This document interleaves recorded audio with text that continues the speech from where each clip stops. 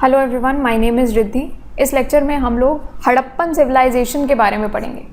तो हड़प्पन सिविलाइजेशन जो है वो बहुत इंपॉर्टेंट सिविलाइजेशन आ जाती है, बहुत इंपॉर्टेंट कल्चर ये आता है जो कि एग्ज़ाम पॉइंट ऑफ व्यू से आपके लिए बहुत इंपॉर्टेंट है। सबसे पुरानी जो एक्सकावेशंस होती हैं इंडस वैली में, तो यहाँ पर आप मैप के थ्रू मैं आपको थोड़ा सा डिटेल में एक्सप्लेन कर दूँगी so that you will understand it better.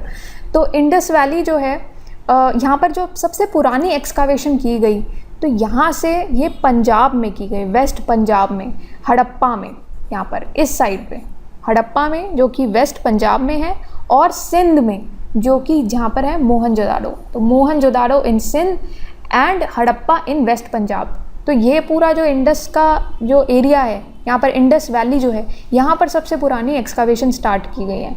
दोनों ही जगहें जो है वो पाकिस्तान में हैं आज के। अब क्या है कि जब यहाँ पर एक्सकावेशन हुई, जो ये दोनों सिटीज़ में, हड़प्पा में और मोहनजोदाड़ो में, इन दोनों सिटीज़ में जो जो चीज़ें हमें मिली, उन चीज़ों से हमें ये पता लगा कि अरे यहाँ पर तो पूरी की पूरी एक सिविलाइजेशन बन गई है। तो पूरी की पूरी ये हड़प्पन सिविलाइजेशन जो है वो यहाँ पर उभर कर सामने आती है। तो ऐसे ही बस हमने एक्सकावेशन करनी स्टार्ट कर दी थी, ये कोई थोड़ी बहुत चीज़ें मिल जाती हैं, मिल जाएंगी, हमें कुछ फ़ायदा हो जाएगा, बट यहाँ से तो हमें पता लगा कि पूरा का पूरा एक सिविलाइजेशन निकल के सामने आई। अब स्टार्टिंग में जब इंडस वैली में ये सिविलाइजेशन सामने आई तो इसका नाम हमने स्टार्टिंग में रखा इंडस वैली सिविलाइजेशन। अब इंडस वैली सिविलाइजेशन को बाद में जाके इनको नाम दिया गया इंडस सिविलाइजेशन। तो धीरे धीरे इसके नाम चेंज होने लगा। पहले इंडस वैली सिविलाइजेशन हो गया, फिर इंडस सिविलाइजेशन हो गया। क्यों हुआ इंडस सिविलाइजेशन? क्योंकि इंडस वैली के बाहर भी हमें बहुत सारी ऐसी चीज़ें मिलने लगी थी जो कि इस सिविलाइजेशन से बिलोंग करती हैं। पहले क्या हुआ, पहले सिर्फ वो चीज़ें मिल रही थी जो कि इंडस वैली में ही सारी चीज़ें मिल रही थी, इसीलिए इसका नाम इंडस वैली सिविलाइजेशन हो गया। फिर हमें वैली के बाहर चीज़ें मिलने लगी जो कि इसी सिविलाइजेशन से बिलोंग करती थी, इसीलिए इसका नाम फिर इंडस सिविलाइजेशन कर दिया गया था। आज के टाइम पर जो है इसका नाम हम इसके हड़प्पन सिविलाइजेशन कहते हैं। क्यों कहते हैं हड़प्पन सिविलाइजेशन? क्योंकि भाई इतनी चीज़ें ये करने के बजाय अगर हम इसी बेसिस पे रखें कि पहले हमें हड़प्पा मिला था, तो इसीलिए हमने इसका नाम हड़प्पा के ऊपर हड़प्पन सिविलाइजेशन रख दिया कि भैया जो पहले मिला उसके ऊपर हमने इसका नामकरण कर दिया। अब कुछ बहुत इंपॉर्टेंट साइट्स हैं जो हम यहाँ पर देख लेते हैं। बहुत इंपॉर्टेंट साइट्स हमें जब एक्सकावेट किया तो सबसे इम्पॉर्टेंट साइट जो हमें मिलती है वो कौन सी मिलती है? जो सिंध में है, कोट डीजी, सिंध में एक साइट है ये। Then after that Kalibangan Rajasthan की एक साइट है। फिर रूपड़ इन पंजाब में ये साइट है। उसके बाद बानावली हरियाणा में एक साइट है।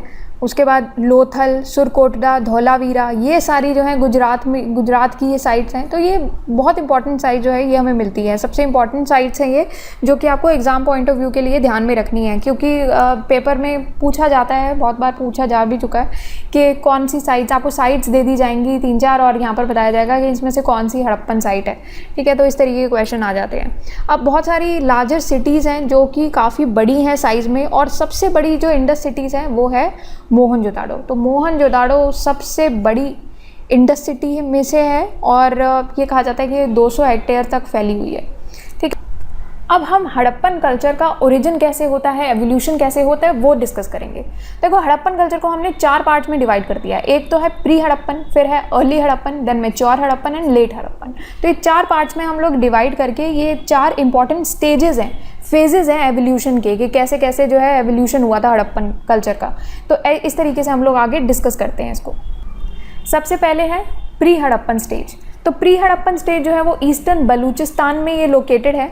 और मेहरगढ़ में जब एक्सकावेशंस होती हैं, मेहरगढ़ जो कि मोहनजोदाड़ो के 150 माइल्स दूर है, तो उससे हमें पता लगता है कि अरे यहाँ पर तो प्री हड़प्पन कल्चर जो है यहाँ का स्टार्टिंग हुई थी। तो सबसे पहला स्टेज आ जाता है ये पहले स्टेज में होता क्या है कि जो नोमैडिक पीपल होते हैं, घुमक्कड़, ये जो लोग होते हैं, तो यहाँ पर ये लोग एक सेटल्ड एग्रीकल्चरल लाइफ जो है वो जीनी स्टार्ट कर देते हैं। हड़प्पन कल्चर तो हम ऑलरेडी ऐसा मानते हैं कि यहाँ पर काफ़ी अच्छी लाइफ हुआ करती थी, काफ़ी मॉडर्न एडवांस लाइफ होती थी कि अरे ये पूरी प्रॉपर सिविलाइजेशन बनी होती थी, हमसे भी ज़्यादा अच्छे से इन्होंने प्रॉपर्ली ऑर्गेनाइज करके रखा हुआ था सारी चीज़ें। तो इसलिए इनकी अर्ली स्टेज में भी अगर आप बात करोगे ना, तो अर्ली स्टेज भी इनकी सेटल्ड एग्रीकल्चरल लाइफ से स्टार्ट होती है। इस तरीके से आपको ध्यान में रखना है। अब उसके बाद प्री हड़प्पन से आगे आते हैं हम लोग अर्ली हड़प्पन स्टेज में। अर्ली हड़प्पन स्टेज में यहाँ पर लोग जो हैं वो बड़े बड़े जो विलेजेस थे प्लेन्स में, यहाँ पर रहना शुरू कर देते हैं। अब धीरे धीरे टाउन्स बनने लगते हैं, टाउन्स ग्रो होते हैं इंडस वैली में।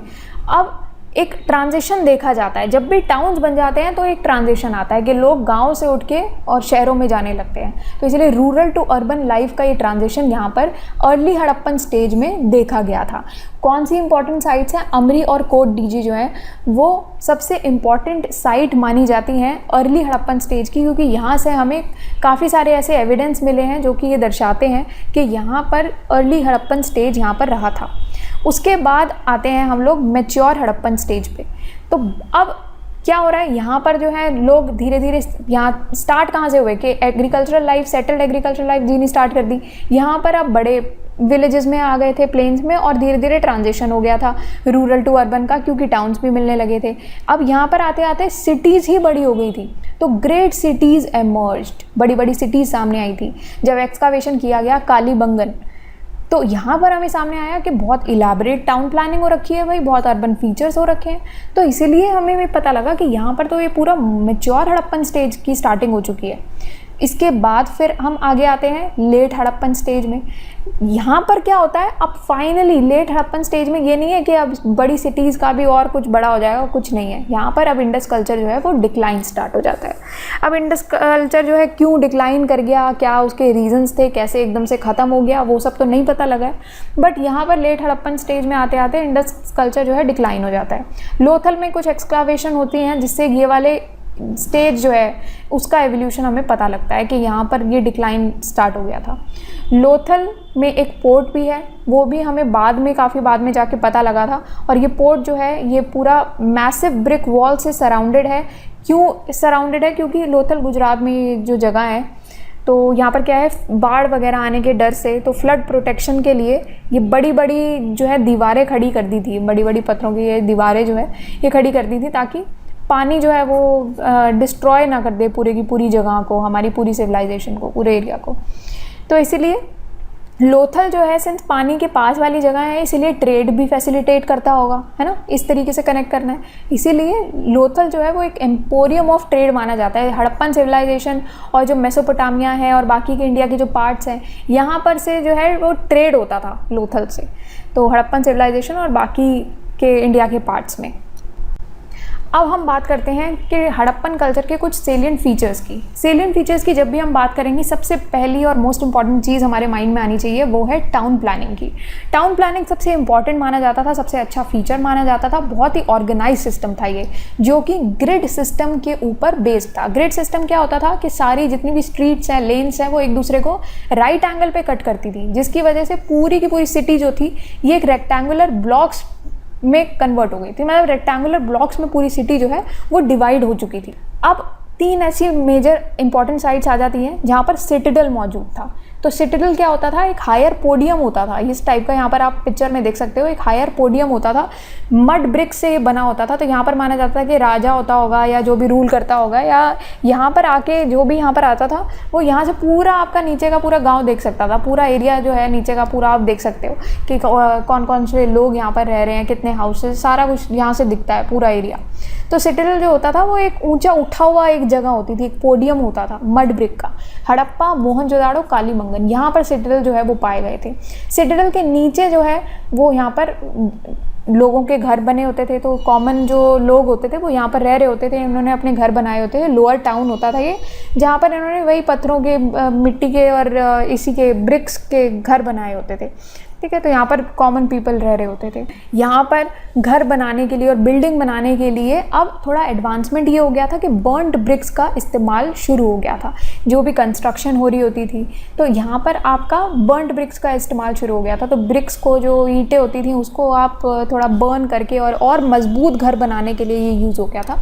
स्टोन बिल्डिंग्स जो है यहाँ पर नहीं देखी जाती हैं। तो ये एक कैरेक्टरिस्टिक फीचर है बहुत इंपॉर्टेंट हड़प्पन कल्चर का, कि स्टोन बिल्डिंग्स अब नहीं देखी गई थी। अंडरग्राउंड ड्रेनेज सिस्टम फिर बहुत इंपॉर्टेंट फीचर था।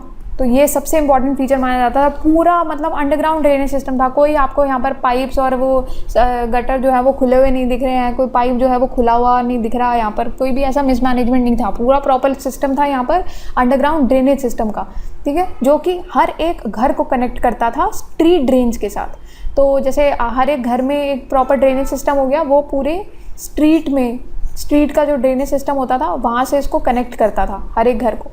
तो इसको भी प्रॉपरली आपने स्टोन स्लैब से और ब्रिक से जो है वो ढका होता था, तो कुछ भी ओपन नहीं था, पूरा सिस्टम जो है वो ढका होता था, अच्छे से बनाया हुआ था। सबसे इम्पॉर्टेंट पब्लिक प्लेस जो होता था मोहनजोदाड़ो का, वो ग्रेट बाथ माना जाता है, वेरी इंपॉर्टेंट।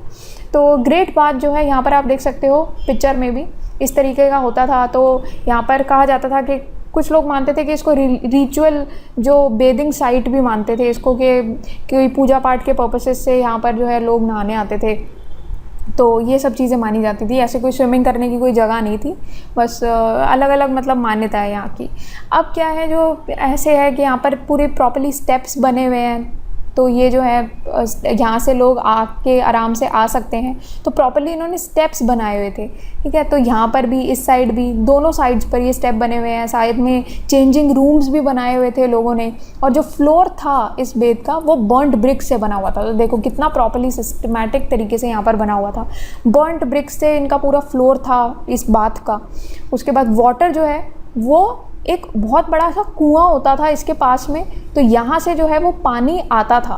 तो यहाँ से एक दूसरे, ये एक रूम था, मान लो ये एक रूम है, और यहाँ पर इस रूम में ये कुआं है, और कुएं से यहाँ पर पानी लाया जाता था। और ये पानी जो है फिर साइड में वहीं पर ही ड्रेन के नीचे से ये ड्रेनेज सिस्टम कनेक्टेड होता था, यहाँ पर पूरा ड्रेन भी हो जाता था ये पानी। तो मतलब प्रॉपर ऑर्गेनाइज सिस्टम यहाँ पर देखा गया था। तो ऐसा कहा जाता है कि ये कोई रिचुअल साइट जो है, रिचुअल बेदिंग साइट होगी, इसीलिए यहाँ पर इतना अच्छा सिस्टम जो है प्रॉपर बनाया गया था।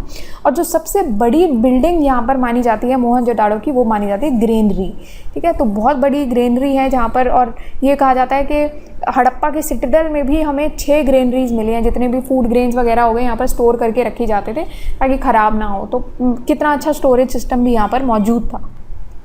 इकोनॉमिक लाइफ अब डिस्कस करते हैं। तो इकोनॉमिक लाइफ में भी बहुत सारी प्रोग्रेस हमें देखी गई थी। इकोनॉमिक एक्टिविटीज़ में प्रोग्रेस देखी हमने, जैसे कि एग्रीकल्चर है, इंडस्ट्री, क्राफ्ट्स, ट्रेड, इन सब में हमें काफ़ी अच्छी प्रोग्रेस देखने को मिली। वीट, बार्ली जो है वो सबसे मेन क्रॉप्स होती थी, और साथ में हम लोग सीसम, मस्टर्ड, कॉटन, ये सब भी ग्रो करने लग गए थे। बहुत सारा ग्रेन जो है वो ग्रेनरीज में स्टोर करके रखते थे। जितना भी कुछ बचा कुचा ग्रेन होता था, ये सरप्लस ग्रेन हो गया कि मान लो 10 लोगों को ही खाना चाहिए, बट खाना हमारे पास अभी 15 लोगों का मौजूद है, तो वो 5 लोगों का खाना जो है वो हम लोग ये ग्रेनरी में स्टोर करके रखते थे। तो इस तरीके से, तो हड़प्पा में जो मैंने आपको बताया कि 6 ग्रेनरीज ऑलरेडी पाई गई थी। तो ये सब चीज़ें हमें मिली हैं कि कितना प्रॉपर्ली ऑर्गेनाइज सिस्टम था, ठीक है। तो खाना वाना यहाँ पर प्रॉपर स्टोरेज है। एनिमल्स जो थे वो कौन से डोमेस्टिकेट किए जाते थे, पहले भी मैंने आपको बताया था कि शीप, गोट्स, बफलो, इन एनिमल्स को डोमेस्टिकेट किया जाता था। हॉर्स का यूज़ जो है वो अभी इतना फॉर्मली इस्टेब्लिश नहीं हमें मिला है कि हॉर्स यूज़ होता था या नहीं, बट बहुत सारे ऐसे एनिमल्स जो थे जिनको खाने के लिए हंट किया जाता था। डियर एक ऐसा एनिमल था जिसको लोग मार करके खाते थे। तो ये एक इम्पॉर्टेंट चीज़ थी। कुछ स्पेशलाइज्ड ग्रुप ऑफ आर्टिसंस होते थे, जैसे कौन कौन से थे ये, goldsmith, brick makers, stone cutters, weavers, boat builders, terracotta manufacturers, ये इंपॉर्टेंट ग्रुप ऑफ आर्टिसंस थे। तो इनका ही सबसे ज़्यादा यूज़ होता था, गोल्ड स्मिथ का यूज़ होना होता था। साथ में घर वर बनाने होते थे। ब्रिक मेकर्स बहुत इंपॉर्टेंट थे, स्टोन कटर्स बहुत इंपॉर्टेंट थे, वेपन्स के लिए, एनिमल्स को हंट करके मार के खाओगे कहाँ से। वीवर्स, अब आपको कपड़े वपड़े तो पहनने ही हैं। साथ में बोट बिल्डर्स, ठीक है। तो अब ये सब चीज़ें कि आप पानी के पास रह रहे हो, आपको ट्रेड भी करना है, ठीक है, ये इसके लिए आपको यूज़ होता था। टेराकोटा मैन्युफैक्चरर्स उस टाइम इस्तेमाल हो रहे थे। तो ये सब चीज़ें थी। ब्रोंज और कॉपर वेसल्स जो थे वो एक और बहुत अच्छे एग्जाम्पल माने जाते हैं हड़प्पन मेटल क्राफ्ट के। तो मेटल का मैंने आपको बताया था कि स्मेल्टिंग वगैरह तो स्टार्ट हो ही चुकी थी पहले से ही। तो हड़प्पन सिविलाइजेशन में आते आते तो और ज़्यादा इसको बेटर बना दिया गया था। तो इसलिए ब्रोंज, कॉपर वेसल्स जो है वो इस्तेमाल होने लगे थे। गोल्ड और सिल्वर ऑर्नामेंट्स भी हमें बहुत जगह पर मिले थे। जेवर वगैरह जो है, सोने के और चांदी के जेवर हमें मिले थे।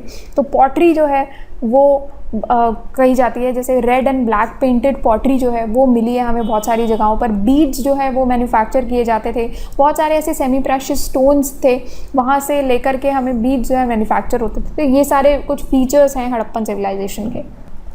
अब दूसरी चीज़ बात करते हैं इंटरनल ट्रेड, तो कि मतलब इंडिया में ही ट्रेड हो रहा है, इंटरनली ही ट्रेड हो रहा है। तो ये सब चीज़ें तो हमें बहुत सारे इंडिया के बहुत सारे पार्ट्स में हमने देखे हुए मिली थी कि इंटरनल ट्रेड तो हो ही रहा था, बट उसके साथ साथ फॉरेन ट्रेड भी हो रहा था। बट फॉरेन ट्रेड कौन सी जगहों से कंडक्ट हो रहा था, जैसे मेसोपोटामिया, अफगानिस्तान, ईरान के साथ, ये कुछ जगहें थी जहाँ से हम लोग फॉरेन ट्रेड कर रहे थे। कौन कौन सी चीज़ों में, तो गोल्ड, कॉपर, टिन और बहुत सारे ऐसे सेमी प्रेशियस स्टोन्स थे, इनको इन जगहों से इंपोर्ट किया जाता था। मेसोपोटामिया, अफगानिस्तान, ईरान से इंपोर्ट किया जाता था कि यहाँ पर अच्छे मिलते थे ये लोग। अब बाकी जो मेन एक्सपोर्ट होते थे, कौन कौन सी चीज़ें हम भेजते थे, तो बहुत सारे एग्रीकल्चरल प्रोडक्ट्स थे जो हम उगाने लग गए थे, जो मेन हमारी जो इम्प्रूवमेंट आई थी यहाँ पर, wheat, barley, peas, oil seeds, और बहुत सारे ऐसे फिनिश प्रोडक्ट्स थे, कॉटन गुड्स थे, क्योंकि हम लोग कॉटन गुड्स का काफ़ी यूज़ कर रहे थे। कपड़ों में भी हम कॉटन के कपड़े यूज़ कर रहे थे, तो उसमें पॉटरी, बीड्स, टेराकोटा फिगर्स थी हमारे पास, आइवरी प्रोडक्ट्स थे हमारे पास अच्छे। तो ये सब चीज़ें हम लोग एक्सपोर्ट कर रहे थे। तो ये आपको ध्यान में रखना है कि इंपोर्ट कौन सी चीज़ें कर रहे थे और एक्सपोर्ट कौन सी चीज़ें कर रहे थे। तो मोस्टली जो ये स्टोन्स वगैरह और प्रेशियस स्टोन्स वगैरह जो है वो हम वहाँ से ले रहे थे, और ये एग्रीकल्चर प्रोडक्ट्स हो गए, कॉटन, पॉटरी, बीज, टेराकोटा फिगराइंस, आइवरी प्रोडक्ट्स वगैरह हम एक्सपोर्ट कर रहे थे। अब बहुत सारा ऐसे एविडेंस हमें मिले हैं जहाँ से हमें ये पता लगता है कि इंडस और सुमेरियन लोगों के साथ भी हमारे ट्रेड लिंक्स थे उस टाइम पर। बहुत सारी सील्स मिली हैं इंडस वैली में जो कि मेसोपोटामिया से पाई गई हैं।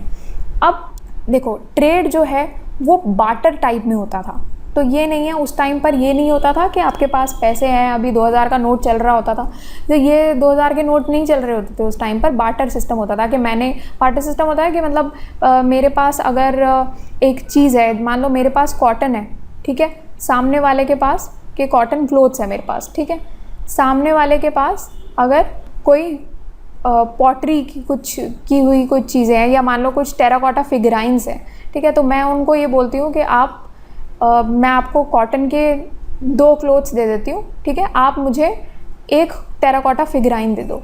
तो इस हिसाब से ये बार्टर सिस्टम चलता था कि मेरे पास कोई चीज़ थी, उसको चाहिए थी, इसलिए मैंने उसको ये वाली 2 चीज़ें दे दी, और मुझे एक ही चीज़ चाहिए थी, उसके पास कोई चीज़ थी, तो उससे मैंने ये चीज़ ले ली। तो इस तरीके से जो है ट्रेड होता था उस टाइम पर। सील्स होते थे, और जो टेराकोटा मॉडल्स होते थे इंडस वैली के, उससे हमें ये पता लगता है कि बुलक कार्ट्स यूज़ होती थी। तो सील्स मैंने आपको अभी दिखाया था एक पिक्चर में, तो यहाँ पर आप देख सकते हो इस पिक्चर में, ये है एक सील है ये। तो ये इस तरीके की ये जो सील्स होती थी ये हमें मिली थी, और टेराकोटा मॉडल्स मिली थी इंडस वैली में। तो यहाँ से ये पता लगता है कि उस टाइम पर जैसे ये बुल यूज़ हुई है, तो बुलक कार्ट्स जो है वो यूज़ हुआ करती थी यहाँ पर। और अगर आपको लैंड ट्रांसपोर्ट करना होता था कि एक जगह से दूसरी जगह आपको कोई चीज़ पहुँचानी होती थी, बैलगाड़ी वगैरह यूज़ कर लेते ना, तो ऑक्सन यूज़ होती थी यहाँ पर, ऑक्सन यूज़ होती थी लैंड ट्रांसपोर्ट करने के लिए। और अगर आपको रिवर से जाना होता था, अगर पानी से जाना है, रिवर से जाने के लिए आप बोट्स उस टाइम पर इस्तेमाल होती थी, बोट्स एंड शिप का भी यूज़ होता था यहाँ पर, कि अगर आपको सी ट्रांसपोर्ट करना है या रिवर ट्रांसपोर्ट करना है, तो इन सब चीज़ों के लिए। तो ये सील्स से हमें ये सब चीज़ें पता लग जाती हैं। अब सोशल लाइफ की बात करते हैं, तो सोशल लाइफ में क्या था कि दोनों ही, जब मेन की बात करते हो चाहे विमेन की बात करो, तो दोनों ही जो है 2 जोड़ी कपड़े पहनते थे बस। तो 2 पीसेस ऑफ क्लोथ पहनते थे, एक अपर गारमेंट होता था उनका, एक लोअर गारमेंट होता था, बस ये 2 जोड़ी कपड़ों में ये लोग रहते थे।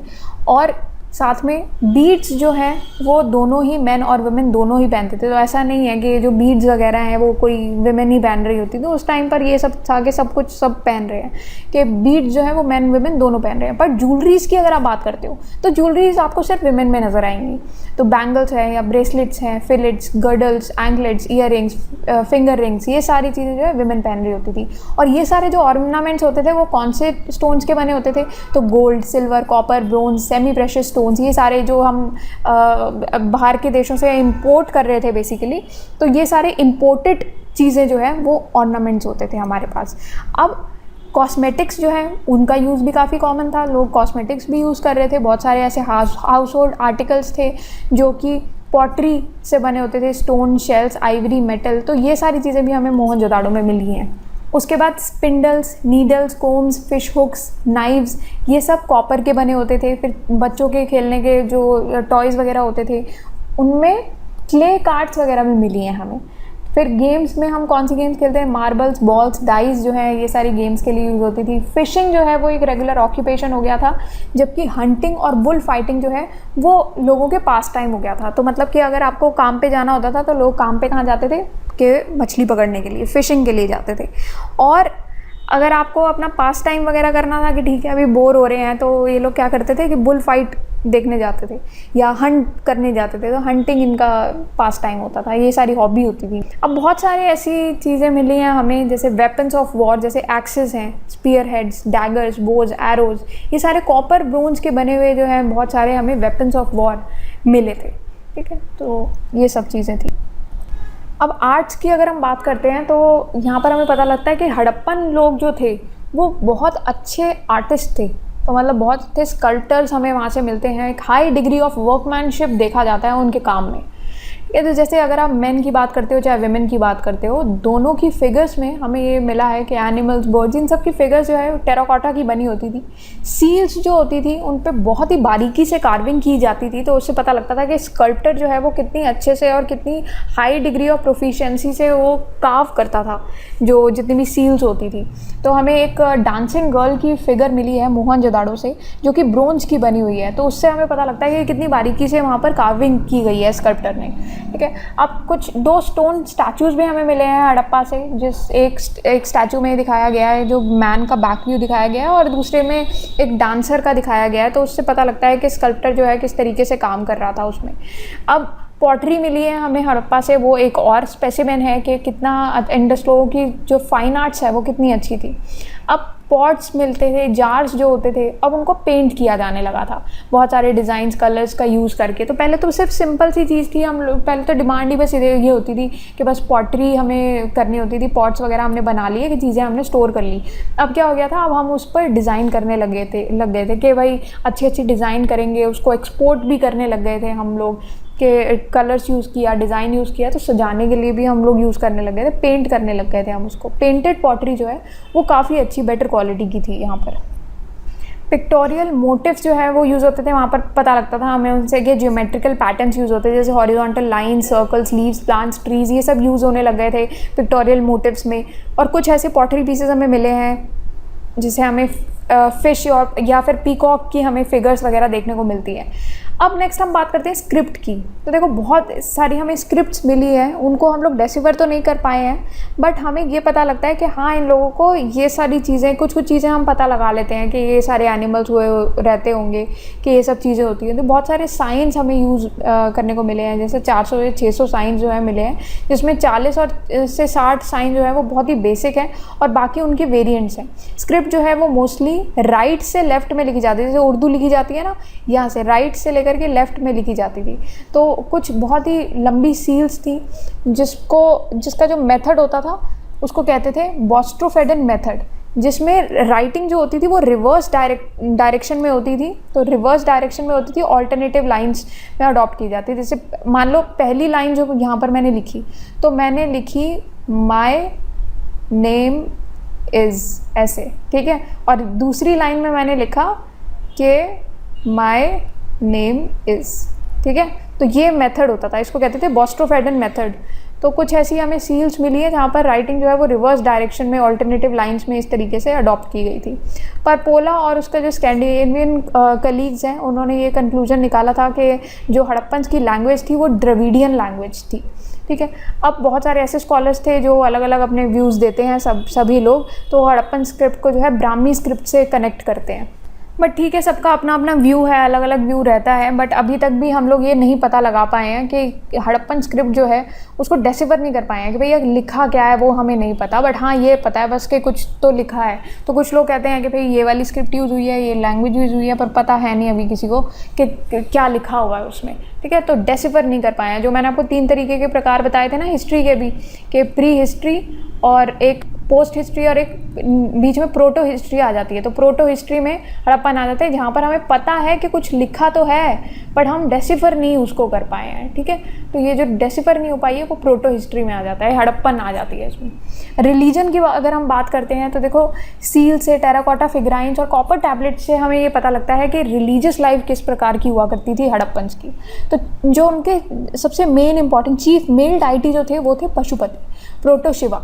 तो ये जो है इनको सील्स पे रिप्रेजेंट किया गया था एक यौगिक पोस्चर में, जिनके 3 फेसेस बनाए गए थे और 2 हॉर्न्स थे, जिससे हमें ये पता लगता है कि हाँ ये इनकी पूजा की जाती होगी उस टाइम पर। और उन्हें 4 एनिमल्स से वो सराउंडेड थे, उनके आसपास 4 एनिमल्स थे। कौन कौन से? Elephant, tiger, rhino and buffalo. और ये चारों ही एनिमल जो है अलग अलग डायरेक्शंस में देख रहे होते थे और उनके पैरों के पास 2 डियर भी बैठे होते थे। तो ये पूरा जो है हमें ये पता लगता है यहाँ से कि इनकी पूजा की जाती थी। तो ये सील्स वगैरह में हमें मिला है। उसके बाद जो चीफ फीमेल डाइटी थी वो थी मदर गॉडेस, जो कि टेराकोटा फिगराइंस में देखने को मिलती हैं। लेटर टाइम्स में लिंग वर्शिप जो थी वो भी बहुत प्रेवलेंट हो गया था, ठीक है। उसके बाद ट्रीज़, एनिमल्स की अगर हम बात करते हैं तो वो हड़प्पन्स में ये पूजे जाने लगे थे। तो पहले के टाइम पे क्या होता था कि लोग नेचुरल चीज़ों की पूजा करते थे कि ठीक है chief male deity, female deity, उनकी फिगराइंस हमें मिली हैं, सील से हमें पता लगता है, बट मेन जो चीज़ों की पूजा होती थी वो होती थी वही चीज़ों की जो कि हमें सुरक्षित रखते थे, जैसे ट्रीज़ हैं, एनिमल्स हैं। अब इनके द्वारा हम लोग जी रहे थे, इन पर डिपेंडेबल थे, हम लोग काफ़ी डिपेंड थे, तो इसीलिए इनको वर्शिप किया जाता था। उस टाइम इनको पूजा जाता था हड़प्पन्स के द्वारा। और हड़प्पन जो थे वो भूत में और ये घोस्ट वगैरह में, इविल फोर्सेस में, इन सब में जो है विश्वास करते थे। एम्यूलेट्स वगैरह का ये लोग यूज़ करते थे कि भूत वगैरह से, इविल फोर्सेस से हमें बचा लेंगे, भूत प्रेतों से बचाएंगे। एम्यूलेट्स होते हैं जैसे काले धागे वगैरह नहीं बांध लेते कि कोई ऐसे धागा सा हो गया, ये कुछ ऐसा ऑर्नामेंट हो गया जो कि इविल फोर्सेस से हमें प्रोटेक्ट करके रखता है, ये सब चीज़ें होती हैं।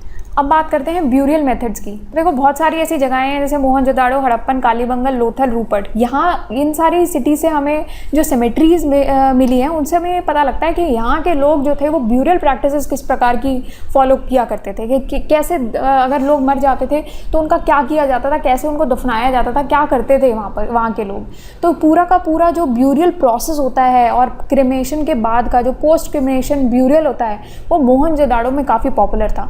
लोथल की अगर हम बात करते हैं तो जो ब्यूरियल पिट यहाँ पर मिला था, ये मैंने आपको पहले भी बताया था कि लोथल में जो ब्यूरियल पिट था वो वहाँ पर बर्न्ड ब्रिक्स का यूज़ किया जाता था, ठीक है। और कॉफिन्स यूज़ होते थे, जो मैंने आपको बताया था, लार्ज अर्न्स वगैरह यूज़ होते थे, तो ये सब चीज़ें यूज़ होती थी। और हड़प्पा में वुडन कॉफिन जो है वो पाए गए थे। और जो पॉट ब्यूरियल्स का ये जो प्रैक्टिस होती थी वो लोथल में मिली थी। और इसके साथ ही हमें स्केलेटन्स वगैरह के भी पेयर्स जो है कभी मिले थे हमें।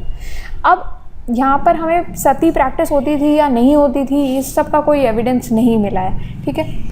अब एट लास्ट हमें बस ये है कि क्यों डिक्लाइन हो गया अब हड़प्पन कल्चर, इसका रीज़न तो हमें नहीं पता है, बट सभी लोग जो हैं अपना अपना अलग अलग व्यू पॉइंट्स देते हैं कि क्यों हड़प्पन कल्चर जो इतनी अच्छी सिटी थी, पूरी इतनी प्रोग्रेस की, सब चीज़ों में उन लोगों ने प्रोग्रेस कर दी, अच्छा मॉडर्नाइजेशन कर लिया था, टूल्स में भी, चाहे घरों में भी अच्छा ऑर्गेनाइज सिस्टम था, पूरी पूरी सिटी बनी हुई थी, वे डिक्लाइन कैसे कर गई? ऐसा क्या हुआ कि पूरी की पूरी सिटी ही ख़त्म हो गई?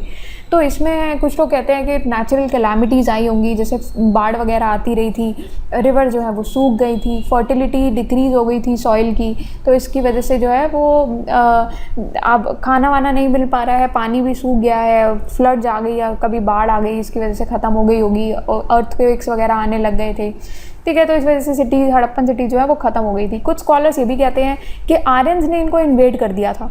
तो इन आर्यन जो है उनके पास काफ़ी अच्छे वेपन्स माने जाते थे, कि बहुत अच्छे वेपन्स होते थे इनके पास, सुपीरियर वेपन्स होते थे, इसलिए इन लोगों ने, और इनके पास हॉर्सेस भी होते थे, स्विफ्ट हॉर्सेस इनके पास होते थे, तो इसलिए इन लोगों ने पूरे एरिया को जो है वो इन्वेड किया और सभी लोगों को जो है ख़त्म कर दिया। और यहाँ पर इतने सारे जो मोहनजोदाड़ो में एक साथ जो स्केलेटन्स मिलते हैं वो भी इस बात की गवाही देते हैं कि भाई यहाँ पर हो सकता है कि आर्यंस ने इन्वेड कर दिया होगा और ये पूरे रीजन को उन्होंने हथिया लिया होगा, इसलिए हड़प्पन सिविलाइजेशन पूरा का पूरा ख़त्म हो गया। ऑल्दो जो फोर्ट्स बने हुए थे उनका डिस्ट्रक्शन जो है वो ऋग्वेदा में मेंशन किया गया है, बट स्टिल बहुत सारी चीज़ें जो है वो कही जाती हैं, बट कोई भी एक सॉलिड रीज़न जो है वो इस्टेब्लिश नहीं होता है, कि कोई एविडेंस ऐसा नहीं मिलता है जिसकी वजह से हम ये बोल पाएँ कि हाँ यही रीज़न रहा होगा। All right, so that's all for today and thank you for watching the lecture.